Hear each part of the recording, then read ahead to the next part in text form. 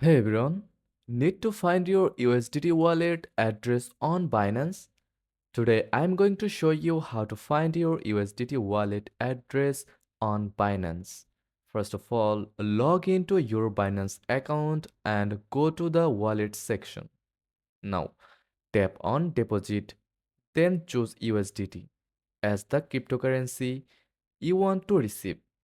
Now, Binance supports multiple networks for USDT, such as ERC20, TRC20, and BEP20. Select the one that matches the sender's network to avoid losing funds.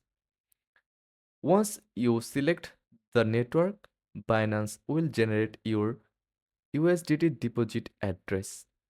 Tap copy or scan the QR code to share it.